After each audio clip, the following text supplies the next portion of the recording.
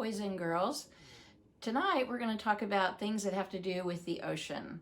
I love the ocean. Haven't seen it as much as I'd like to, but when I go to the ocean, I like to walk along the beach and find some interesting things that the ocean sort of gives up when the tide comes in. So let me first read the poem and then I'll show you some things that I have to show you. So this is called Looking for Ocean Treasures. I like to look for treasures as I walk along the beach. I search for shells and driftwood, whatever I can reach. Sometimes a shell will get away and float out with the tide. I run until it goes too deep and I must turn aside. A treasure I can hope to find as I run along the sand is sea glass, and I love when I can hold it in my hand.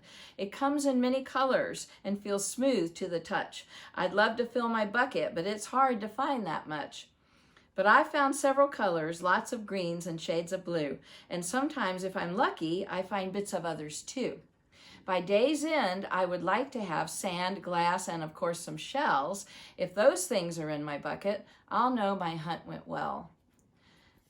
So I didn't know anything about sea glass really until my daughter lived in states that had oceans, and I walked along the beach and learned what to look for. And let me show you first some of the shells. Put this down. Okay, so this is I like this one a lot. This is a big one. It's fragile. You wouldn't think that it would be because it's so big, but I think it would break pretty easily. And you're always lucky if you walk along the sand and you find something like that that's still in one piece, because the ocean can be pretty rough on the shells and the things that are in it. There's that one. I like this one a lot. This one, it's kind of hard to tell probably with the camera, but it has rainbow colors in it. We call that iridescent, and I like that one a lot. And then I like the fact that a lot of the shells you find along the beach are different colors, and here's just an example. This is a different color one. I like the orangey color.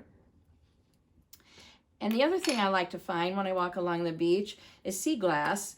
And sometimes I pick up whatever I find, and some of it turns out to be glass that I can do something with, make a paperweight or make jewelry.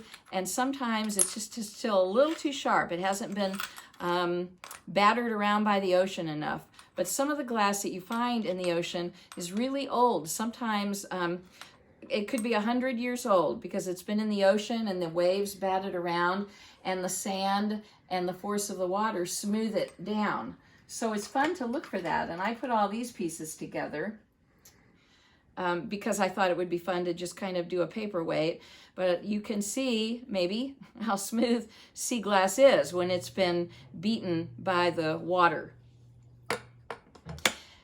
The glass that's in here, you see me wear this necklace sometimes probably, but the green pieces of glass in here are very smooth and probably pretty old, and these actually came from the country of Italy where Charlie lives. And I make necklaces out of some of what I find, and sometimes it's interesting because sea glass will be in different shapes, and these two pieces, the green and the white, I thought looked like trees, so I put them together and I have a necklace that looks like two Christmas trees.